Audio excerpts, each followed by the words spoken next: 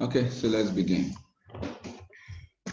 So let's begin with question. Let's begin with question 4. No, I think you guys should do question 4. All right, everybody attempt question 4.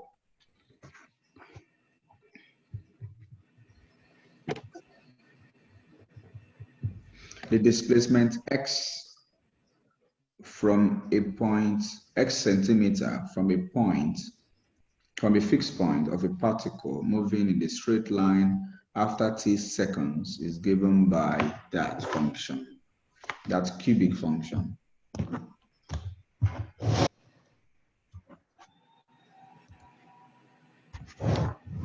Okay.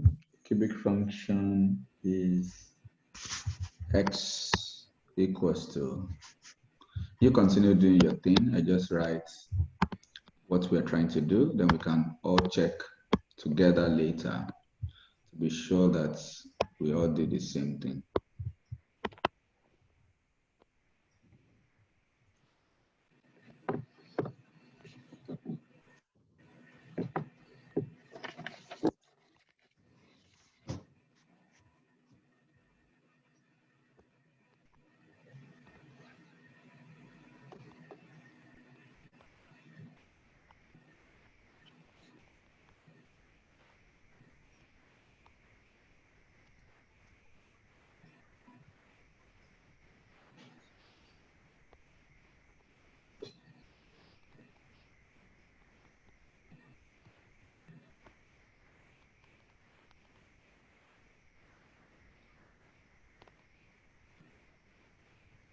So this is application 1.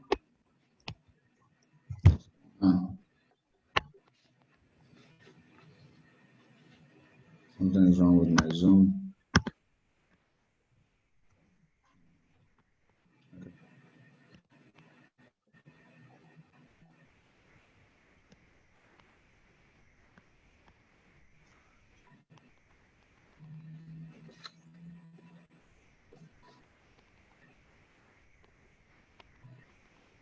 Done.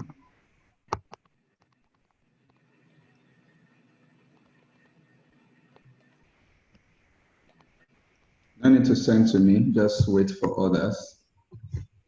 So when we do it, you can compare with what you have done.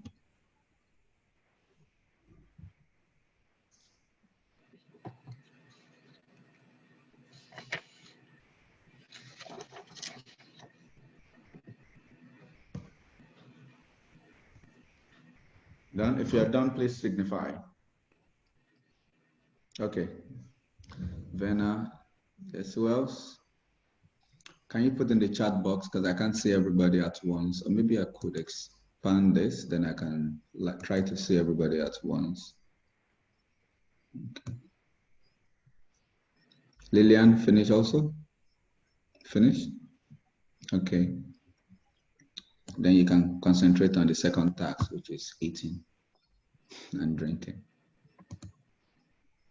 All right, done, done, done. Okay, I see a lot of done, done, done. All right, great, great. So just to check, x of t, or just x of t means x is a function of t.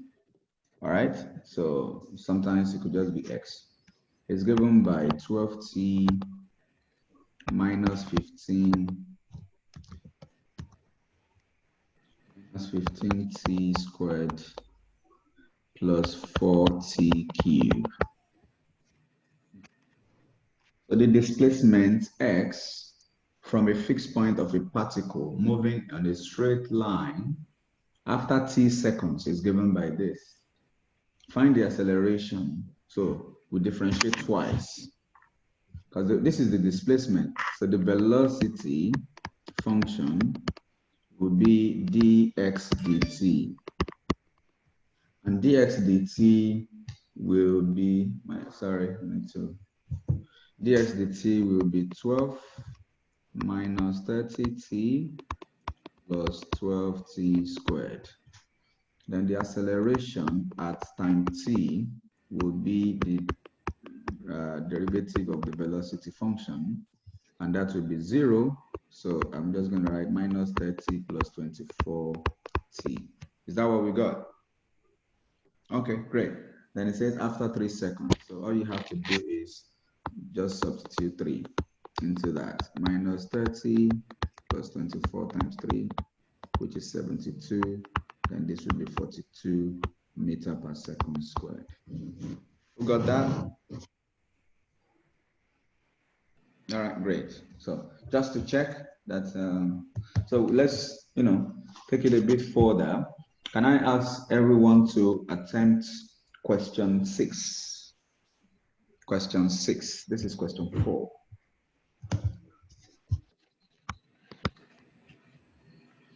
A particle moving along a straight line so that after its distance SCM from the particle, so that after its distance is given by this. The wordings sound a bit strange.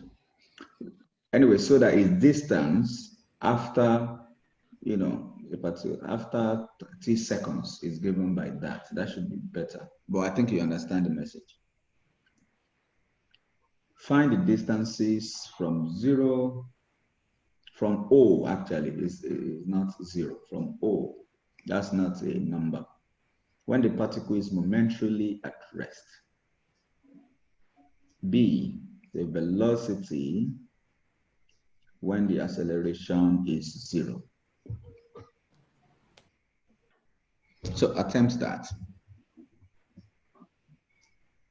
I'll be pausing the recording when you're practicing so that we don't have just video of ourselves doing, not talking.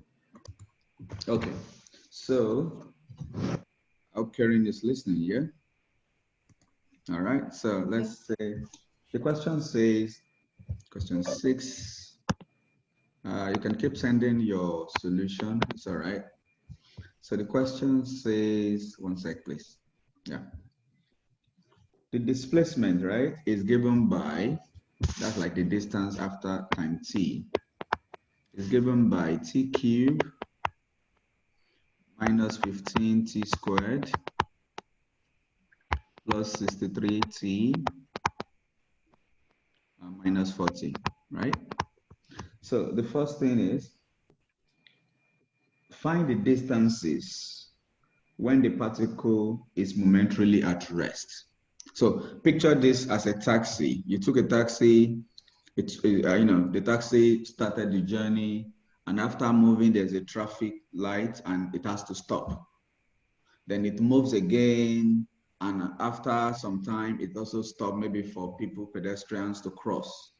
So it's possible we have distances when the particle is momentarily at rest. When the particle is momentarily at rest, Karen, what does it imply? What does it mean? Do you know? Velocity is 0. That's it. That's all the clue you need. So you find the velocity. Velocity function will be, yes, together. What is this? Oh, ds over dt? Yes, so ds dt. Ds dt, and that is what? 3t squared minus 30t plus 63. So when the velocity is 0, you equate this to 0. You get, so let's do it together so that we can move on. So now I believe now you understand what it's saying, right? So, class, this is what I will advise in the standard exam. It says when the particle is momentarily at rest. So to explain, okay, the particle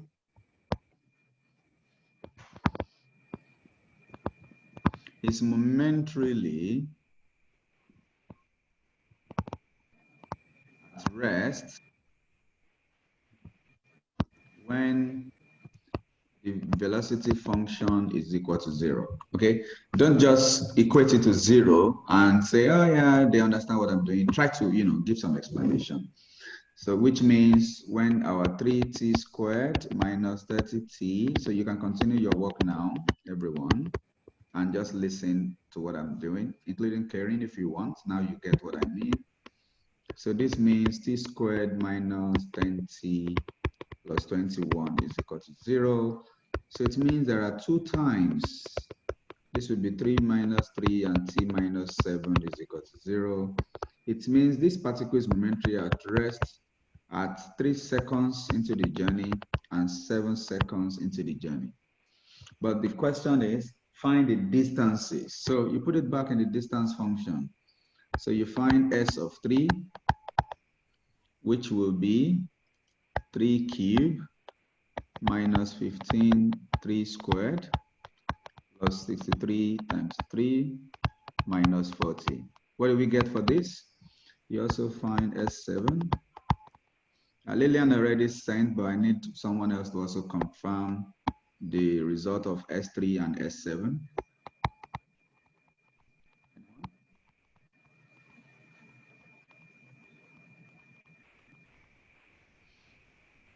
Yes, anyone? I forgot to calculate the distance. Okay, so can anyone just put it in the calculator and check for us? Lillian sent it already. I just wanted to make sure. What does it mean? More than one person was struggling with this question and didn't say anything? Come on, guys. Yes. I just need a number just to be sure. 167. What? Say that again. 167. S7 is? S3 is 167. Really? Lillian got 9. Lillian, what's going on? This is why I need someone to confirm. I think I might be wrong. I also got 9. I got Oh. S7. Yes. Okay, so Karen is the one asleep. Okay, is it that we're all wrong or Karen is the only one wrong? So what about S7? Anyone confirm? Lillian got 41. And I don't trust Lillian in the morning. Kidding. No, I got S7 equals to 9. Yeah, other way around. S3 is 41. Wait, what? S3 41. Okay. S3 41. So maybe I didn't get it. S7 is 9. So S7 is, S3 is what? 41? Yeah. And S7 is 9? Mm-hmm. How is that possible? Is distance after from a point? Okay, maybe it's moving towards the point. You understand? That's the only way this can make sense. After 3 seconds, the particle is 41 centimeters from this fixed point. And after 7 seconds, it is 9 centimeters from this fixed point. So see that fixed point as maybe your home, you're going home. So it's moving close to home after picking you up in school, something like that. Did you get my point, everyone? Okay, that's the only explanation for that. So that's that about 6a. So I can just write, therefore, the distances when it is momentarily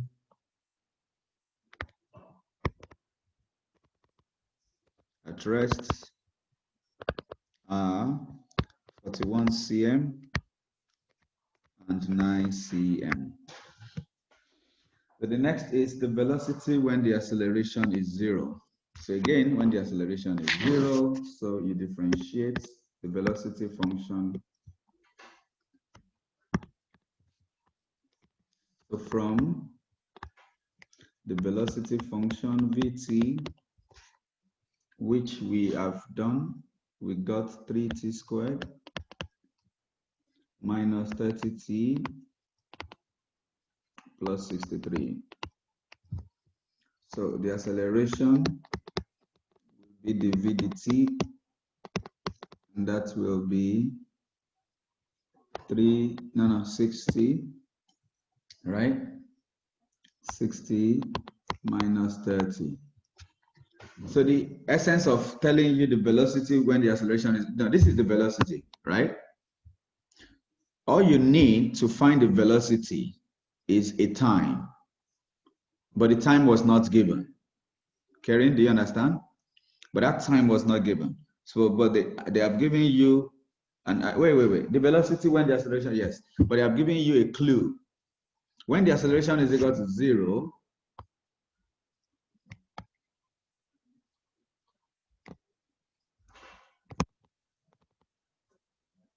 it will be 60 minus 30 is equal to 0, and here t is equal to 5. It means at t is equal to 5, the acceleration is equal to 0. It's not accelerating, it's not decelerating. What does that mean? When the acceleration is equal to, in the real sense, anyone, what does that mean? Constant speed. A constant speed. Okay? You are driving a car at a constant speed. You are not increasing the speed, you are not reducing your speed, you are just going at a constant speed. Thank you, Mr. Chang. So V at this point will be 5 squared minus 30 times 5 plus 63. Yes, what do we have? Negative 12. 12? Negative 12. 12. See, negative 12 meter per second. What is the unit? Oh, there's no, okay, there's a unit, centimeter per seconds. Okay, so the velocity is negative. What does that mean, negative 12?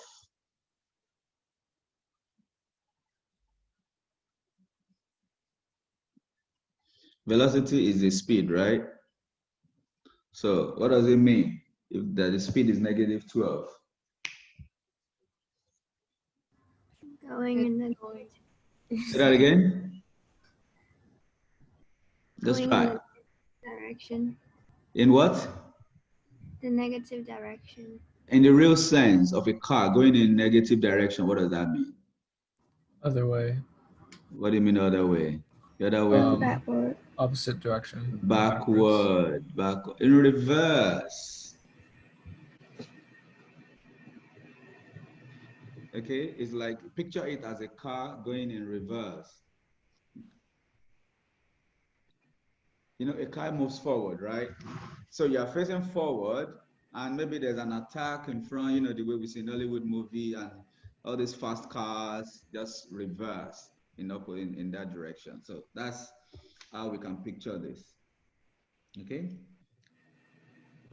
Anyway, so question 8, has anyone tried 8?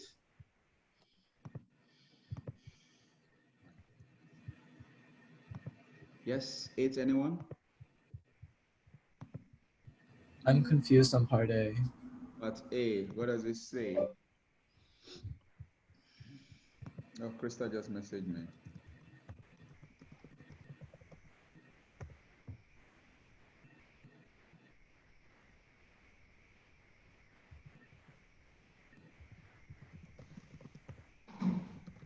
Just a sec, please. Krista is messaging me, trying to give her feedback.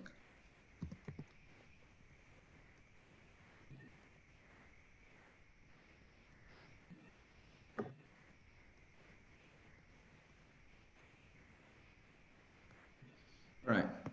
So, question A says, determine a particle P moving in the straight line with velocity V given by exponential negative t minus 8t squared exponential negative 2t at time t seconds, where t is always greater than or equal to 0. Okay. Determine the first time t1 at which the particle P has 0 velocity. I think that's a direct question. When the particle has a 0 velocity, which means when you equate all this to 0, right? Does everybody agree I with get that? it. I get Equate it. this to 0. And it's an exponential function. You can do a lot of wonderful things with an exponential function. Let's see. Shall we try it together? Guys? Okay, let's try it together. So let's try it together now, everyone. The velocity function, that's question 8. The velocity function is given as exponential negative t minus 8 t squared exponential negative 2t. Find the first time t1 at which p is 0, at which velocity is 0. So when you equate that to 0, you're having exponential negative t. The 2-point question. So once it's getting too long, it means you apply your graphic display calculator to get the graph of the function and see the first time that it crosses the x-axis. Do you understand? Does that make sense, everyone? Okay. Yes. So anyway, so we can multiply by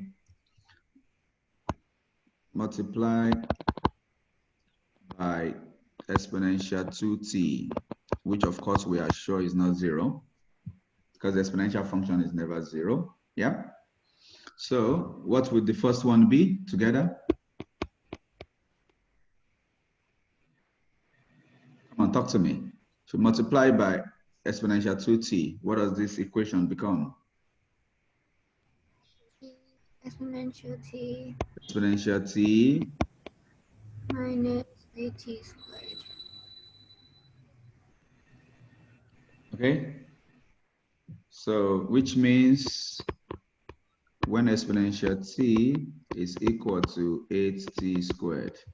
So the easiest way to do this is to apply GCD. Of course, we can apply ln to both sides, but I don't think that can help us in any way. So see, if you apply logarithm, you're going to end up getting logarithm of exponential t equals logarithm of 8t squared.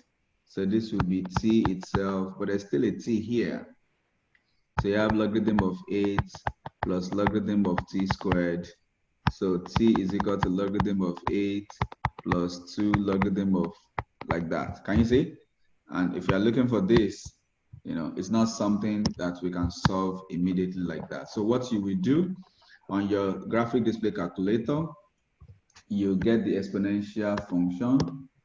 So the graph of exponential function will go like that, okay? And the graph of the quadratic function will go like that.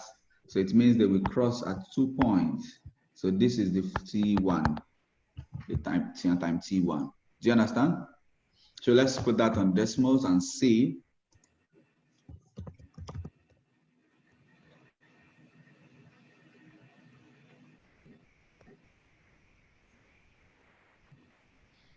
Come on, decimals. Okay. Quickly, everyone, pay attention. So 2 graphs, exponential x, we'll use x here because that's how the decimals is programmed. Then 8x squared. Can you see? So they meet as 2 points. So this is the first time. So the first time is here. The second is here. Can you see that? Okay. So this is what we need. I can screenshot this and send to the WeChat group so you have a proper sketch of the graph. Okay. So this is the first time where they met, the second time where they met. But it says that t, remember, x-axis is the t-axis, right? So the first one will actually be this. So it's likely they meet again, but which I doubt. Because t here is negative. Can you see? So we can't use that. It has to be this one. This one. So let me take the screenshots. So we don't need this because it's negative. So Daniel, what are the equations for the graphs? Okay, bring that up like this. Oh, okay, thank you. All right. Okay. So take a screenshot. I'm sending this to the WeChat group. So try to put it in your calculator also. Draw 2 graphs on your calculator and observe the point of intersection. So they intersect, according to this graph, at negative that. Or what you could do is to restrict it on decimals also. T must be greater than or equal to 0. x this time. And you see, this also x greater than or equal to 0. Can everybody see this? Talk to me, guys. Yes. Yes. So you can restrict like this. You see, I restrict the domain because the question said the time must be greater than or equal to 0. So I restrict the domain so that I'm not confused with two different things. It doesn't matter if you use the first one also and you say, but t is equal to 0, something like that, or you just restrict the domain, that's also welcome. So with this, our time t is 0.441. That's the first time. If there is any other time, we don't care. But that's the first time that what happened? That we have a 0 velocity. Does that make sense? Okay, that's the first time they have a 0 velocity. So let's try to put it here. So if I have that and that, okay. So the exponential function will be coming like that, and the quadratic function is just to have a proper sketch. Okay, yeah, it's turning at 0 as expected.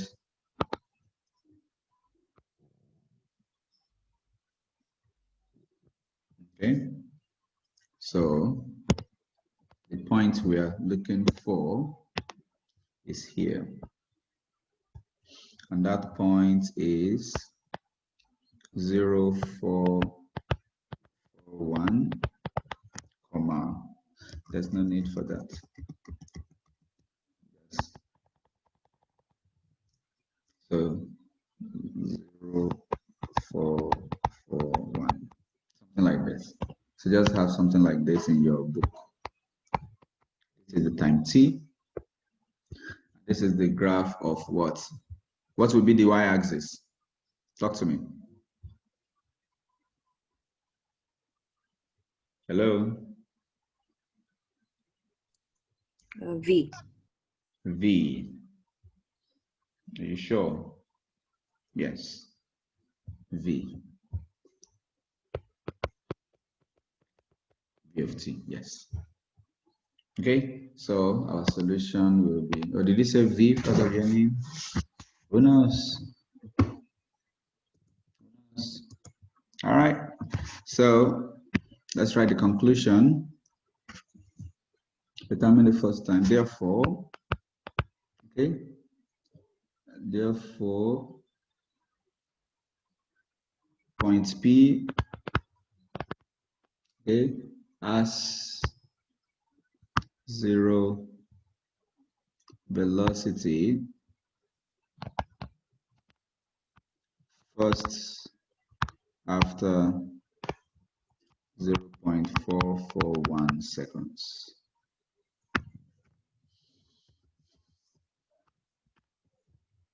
Understand? So the second question says, the next one says, find an expression for the acceleration. So we go to the velocity function and differentiate. Then find the value of the acceleration at this time t1. So we differentiate and we substitute the t1. So let's differentiate. I'll try to write it below here. Question, or maybe I can write by the side.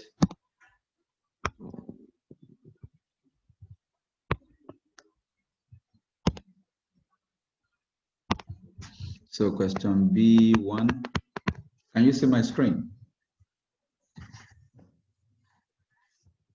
Hello? Yes. All right. So acceleration AT is definitely our dv dt. So AT is dv dt. So AT is minus exponential negative t. Oh, product rule. Can you see that? There's a product rule coming here. I better go to the next page.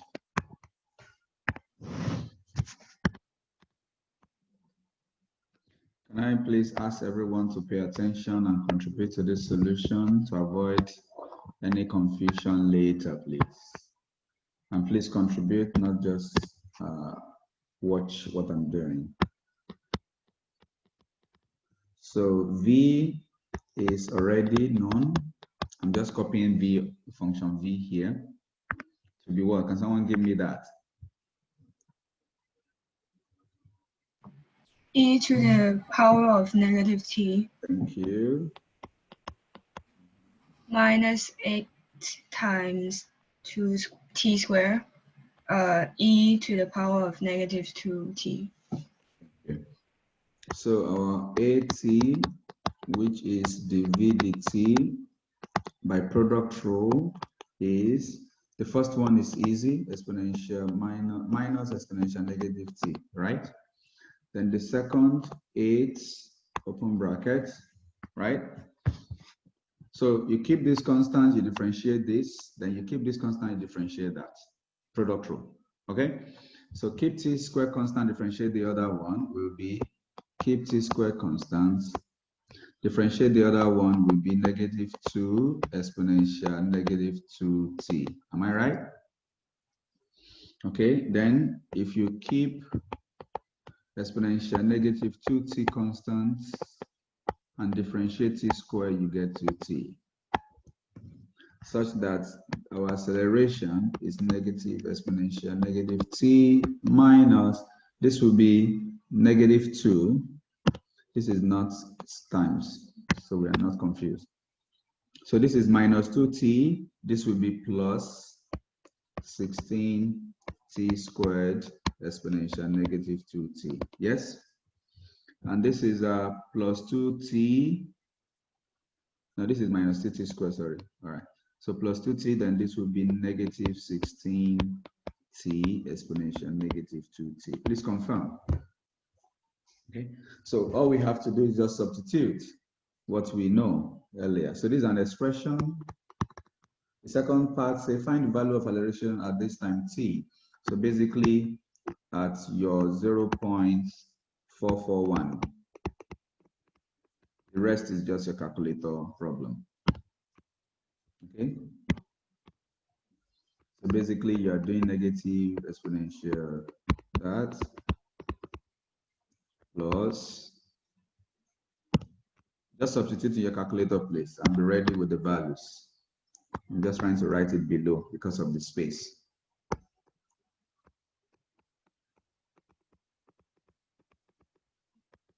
We have 16 negative 441 squared exponential minus 2 0.441. This is what you put in your calculator. 16 0.441. Then exponential minus 2 0.441.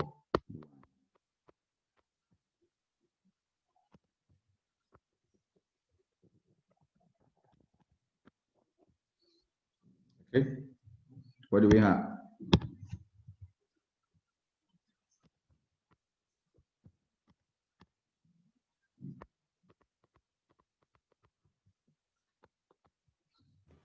Negative 3.19. Negative? 3.19. Confirm that, please.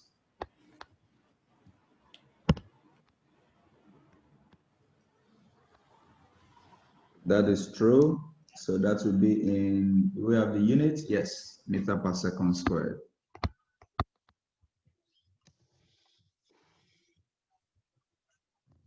Confirmed? All right, so question 10. So it's similar. Find an expression for V, find an expression for the acceleration, find the value of acceleration when t is equal to 0. I think 10 is easier. It's easier, but you need to differentiate. So this is like you working on your differentiation. So everybody do question 10 and send to me. 5 minutes.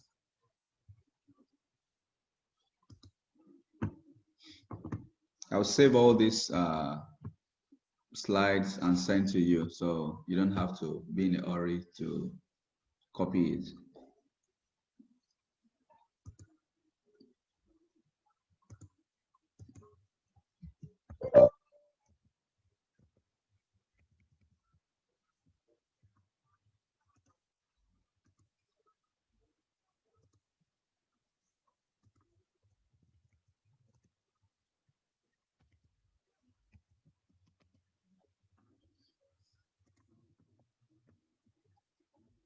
Okay, Lillian got your number 10.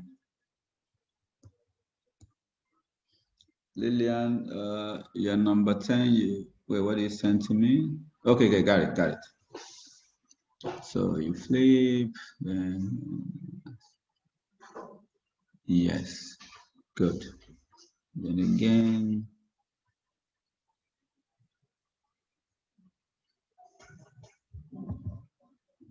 Lillian, please check your question. Oh, did you use product rule or quotient for 10B? Oh no, I forgot to divide. So check that. Wait, that should be quotient rule.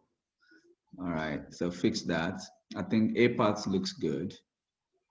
So it's possible your C is not 0 since your derivative is not entirely accurate.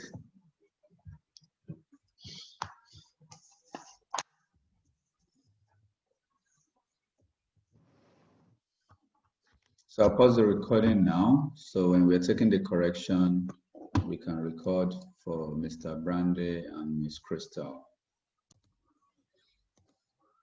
So Miss V, well done. This is very neat. And so Lillian, what you could do is whenever you're applying product rule or quotient rule, you could take your time to write out the U, the V, U prime and V prime, okay?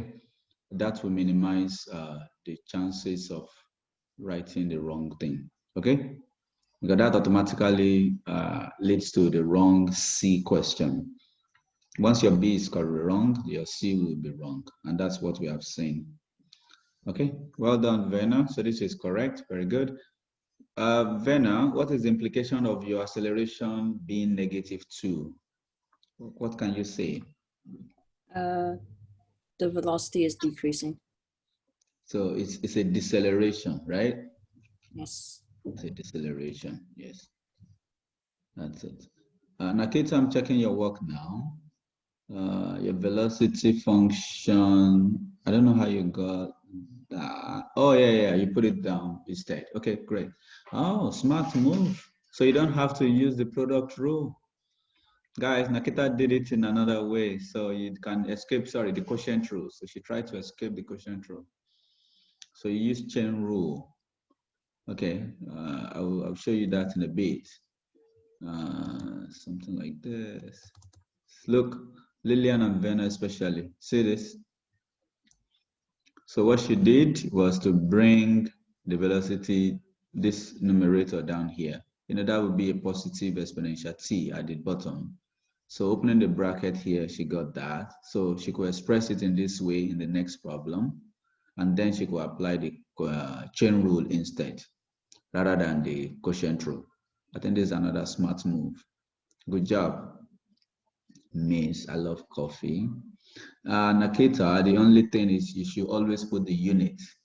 Since it is indicated in the question, is it indicated in the question? Yes. The time is in seconds and the the displacement is in meters. So always include the unit. Even for A, you should put your unit. It's going to be meter per seconds. For your B, you also put the unit. And for the final result, you also put the unit. Thank you. All right. How's everyone doing on this? Do we do it together? Please speak so we can move on.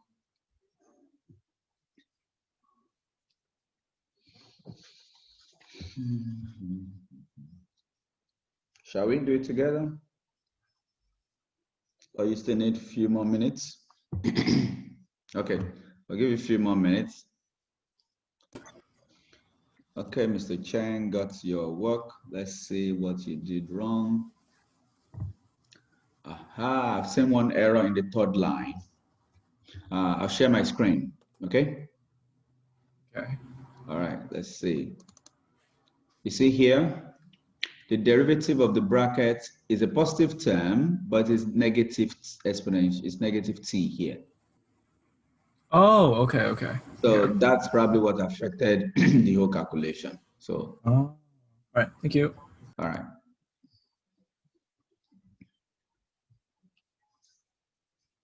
Is Nakita listening to music? It's like listening to something with a very low volume and you don't want everybody to listen. That's not nice. So there will be more to practice later. Before we go at 1, I want us to do some rate of change, which we will continue in the class on Monday, but at least let us have some idea before we go. It's not difficult stuff, by the way. I'll choose some question while I'm waiting for our friends.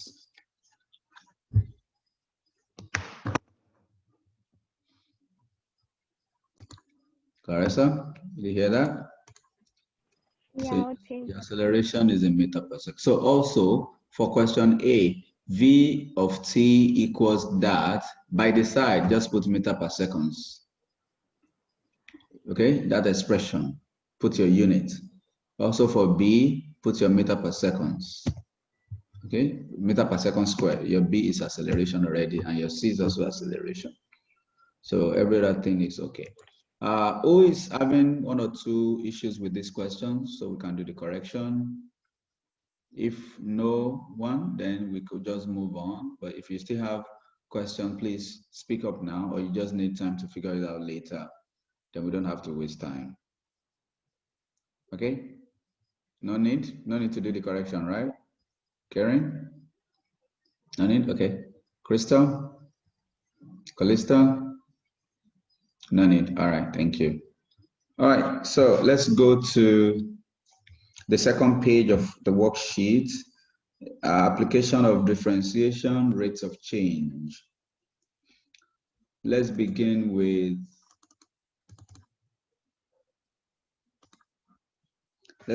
question 2.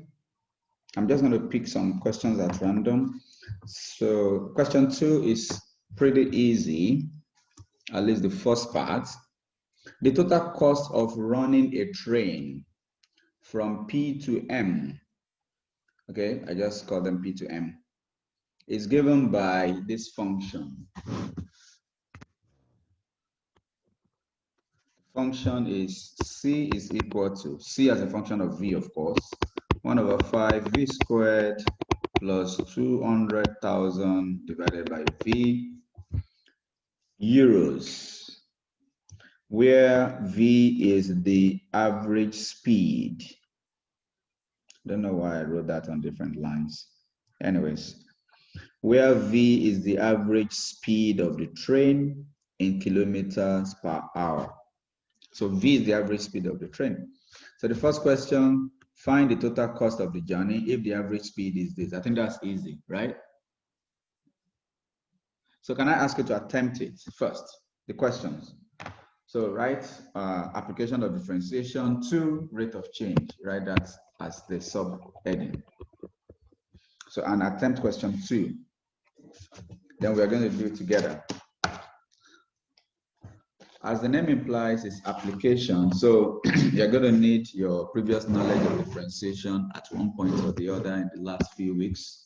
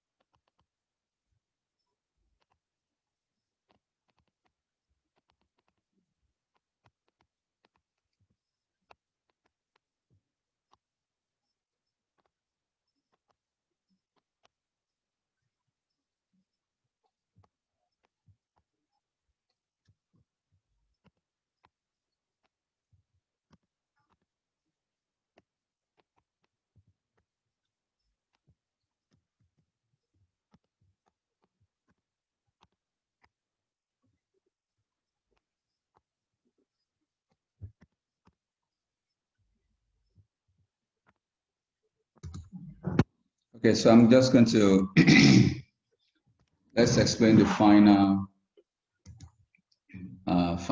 stuff today by looking at what our friends have done. So if I may have everyone's attention quickly. Okay. So I will share. Okay, I'm sharing my screen. So if you look at this, Ethan did the same thing. Okay, so the first one is just direct substitution. I hope everybody did direct substitution. All right. So the first one is saying, so the function is C of V equals 1 over 5V squared plus 200,000 divided by V. C is the cost of running the train from those two locations, and V is the average speed of the train. So the first part of the question, A1 and 2, is asking what is the cost of the journey if the average speed is 50 and 100. So you just substitute C50 and C10, and you got that. And the second question, find the rate of change in the cost of running. So you differentiate the function C. So C prime will be 2 over 5 V, okay? 2 over 5 V. I hope Ethan used V also, not T. Yeah, I rewrote it. Okay, 2 over 5 V, then 200,000 divided by V squared. Then after differentiating, you have to substitute 30 and 90. What is the average, what is the rate of change for running the train for average speed of 30? You substitute 30 minus 210.2 euros. So Lillian, the reason I'm asking you to put it in decimal, we're talking about money, remember? Wait, are we talking about money? Yeah, find the rate of change in the cost. So it's cost per, okay, cost per speed, okay? So Nakita is not going to be just euro because you're not finding the cost. You're finding the rate of change of the cost. So you can say the cost per kilometer per hour, or cost, can we say cost per average speed? Okay, euros per average speed, or you can say euro per, on the other side, kilometer per hour. Do you understand what I mean? Okay, so it's not going to be just euro. So the other one also, you substitute, you got 11.3. You didn't do the last part, Nakita? I was doing it like Okay. when the time that I said the first two questions to you. Okay, so let's look at what Lillian has done here. Can everybody see this? Can everybody see this, please? Yes? Okay, great. So at what speed would the cost be a minimum? So the cost function is your C. So when it is minimum is when the C dV is equal to 0, right? That's the turning point, okay? So when you equate that to 0, she didn't go through with all the calculation, but that will have been 2V over 5 equals 200,000 over V squared, and that will have been 2V squared, 2V cubed, okay? Lillian, this is too short a calculation. 2V cubed is equal to 1 million. So which means V cubed will be 500,000. And I hope that's how you got this. The cube root of 500,000, somebody confirm that.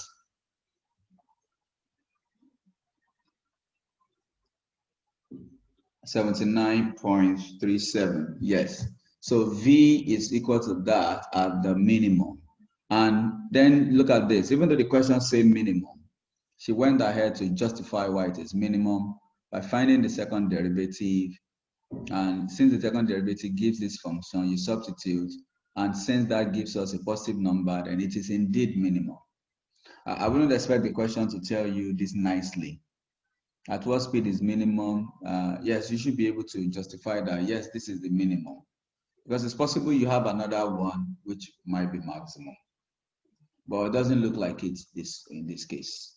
Okay, and the fact that v is equal to 0 could also mean a point of inflection, remember? Okay, so it could, what kind of point of inflection would that be at 79.37 if it wasn't minimum or maximum? Stationary point. A stationary point of inflection. So to justify that it is indeed minimum and not just a stationary point of inflection, the second derivative is essential in that calculation. Does that make sense? So, ladies and gentlemen, we will stop here for today. Please take note of what we have done. We have done just question 2. In class, we're going to try to do question 3, 6, and 7. Okay, most of these are from your book. Only the ones with a question mark is from IB, like question 3. So we'll start with that next lesson. Okay. Rate of change is not so much. What I saw is related rates. They're kind of connected, but I thought since there's enough question on this, why don't we separate it so we can do them separately? Rate of change, related rates is when the one rate also did affect the other. Okay, one rate of something is depending on the rate of something, so you have two different rates. And chain rule comes in. Remember in your chain rule, dy dx is dy du times du dx. So that's a related rate expression. Okay, it means one rate is determining another rate, kind of. So there are 3 rates in that expression, isn't it?